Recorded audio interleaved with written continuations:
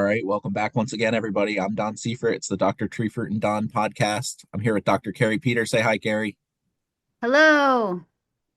All right, so it's been a little bit since we had our last episode. Kari and I were just talking before we started recording here.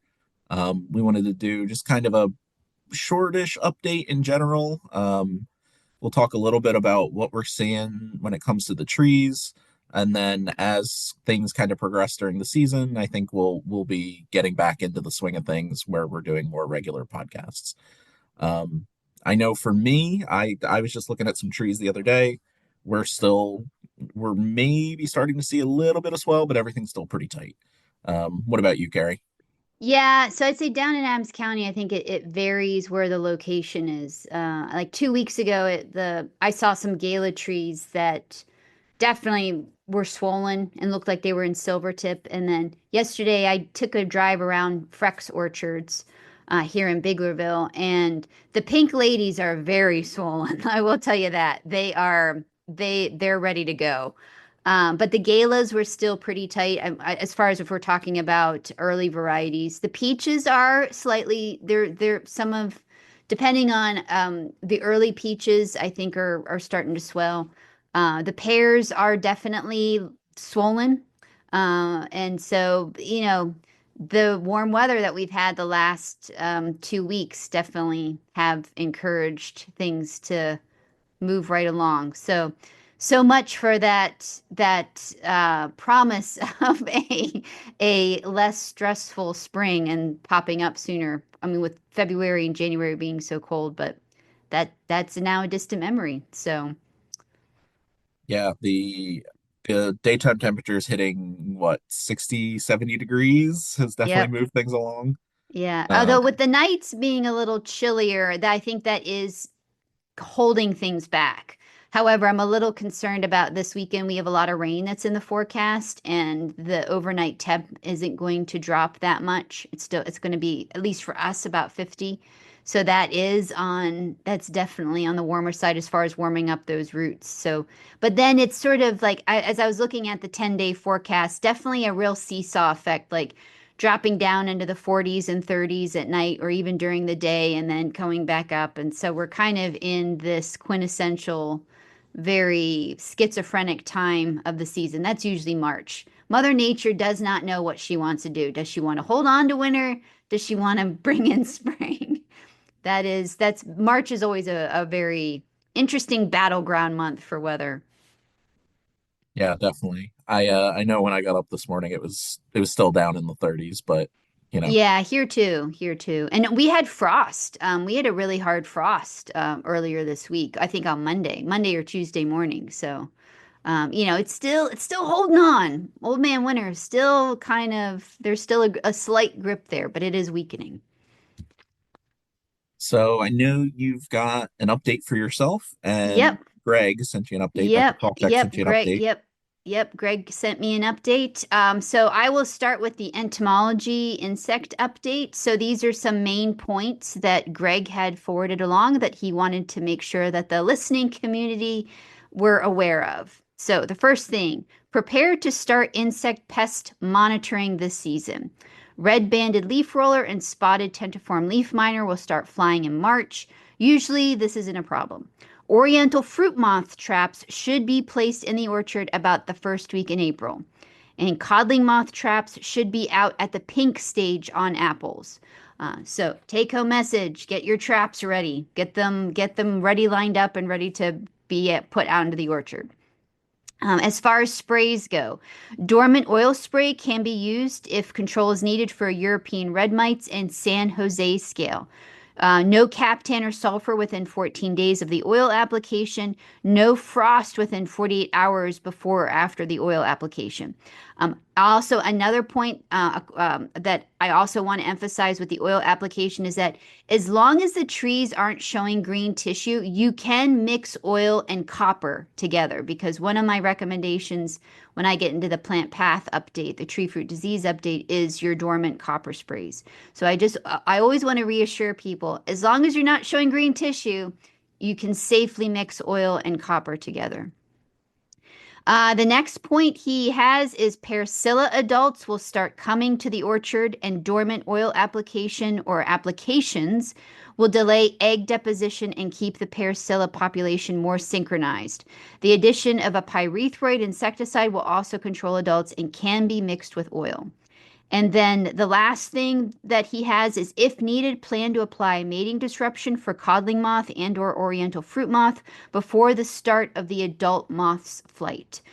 So I do know that when the adult moth's flight is if you have your traps in the orchard. So that was his first point. So yeah, traps in the orchard, dormant oil spray for European red mites and San Jose scale, and then controlling Parasilla with a dormant oil application and possibly adding a pyrethroid to that. So those are Greg's updates. As far as the tree fruit disease updates, just real quick, as I alluded to just a few minutes ago, your dormant copper applications should be applied now, both for peaches to control for bacterial spot and peach leaf curl. However, so for peach leaf curl, I hope people had their peach leaf curl sprays on already, because the warm temperatures we have most likely has caused some bud swell, and that bud swell will be enough to protect those spores that are hanging out in the bud scales of peach leaf curl. So hopefully folks got stuff on. But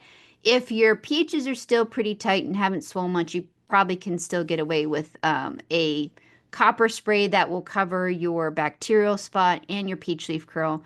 If you don't have a bacterial spot problem for peach leaf curl, you could also use Zyram, you could use chlorothalonil, you could use sulfur. So as far as a non-copper option to control peach leaf curl. For apple, we want to be thinking about our dormant copper applications to control for apple scab and possibly other fungal diseases, as well as fire blight.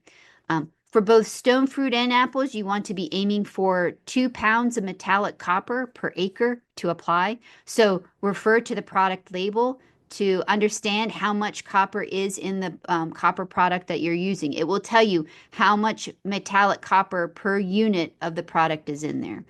So for instance, I always use the example of Kocide. Kocide is 30% copper, meaning there's 0.3 pounds of metallic copper per pound of Kocide. So if you want to reach that 2 pounds of metallic copper of Kocide, you put on approximately 6 pounds to the acre of Kocide. Also for apples, if you did not do any urea applications to help break down the leaf tissue, you still have an opportunity to do it. Things are still a little behind, so this would still be effective as far as just you could spray it right on the ground to help decompose the leaves. Also, if you are actively chopping up your brush from pruning, try to suck in some leaves while you're at it, because that will also, the act of chopping up the leaves and the urea will help degrade those leaves even faster. And then the last thing I just want to point out is to make sure to check on your weather stations to make sure that they're all ready to go for the season and functioning properly. I have a poorly functioning wind speed sensor, so I have to replace that. But just for everyone else, just make sure that everything's working properly. So if your station's connected to NUA, you want to make sure that your leaf wetness sensor is functioning correctly, the temperature, humidity, all that, because all of those factors in your precipitation, as far as sensor, all those factor into the models that are connected to NUA. So just as a heads up about that. And I think that's it. I think those are my highlights to be able to, as far as getting people moving forward for the 2025 season, which, let's face it, it's here. Yeah, season It is on our doorstep. Let's put it that way. season is And here. it's knocking. It's knocking. Cool. Well, thanks for the updates, Carrie. I think everyone will be pretty happy to hear us again. Yes, for sure. Yep. I get enough folks going, you still doing those podcasts? Where Yeah. are they at? Where have they been? Well, it's been a Um, very busy winter meeting season. Between Hershey and then my personal winter meeting season lasted about 6 weeks. So that spanned 4 states. And I think I tallied it up. It was 4 states and 13 meetings and 30 talks, and I didn't dally up the miles, but there was lots of miles. I was going to say, So, I'm but sure it the was all mileage good. Saw a was, lot of people, educated a lot of yeah. good feedback. So hopefully everyone's ready. But we are still here. We'll be back to it more regularly coming up here Yep. in the Yep. next couple weeks. So Yep. Hang in there. We're yeah, there. thanks everybody for listening. Carrie, Yep. thanks for the Thanks. updates. And say goodbye. All right. See you later. Bye everybody.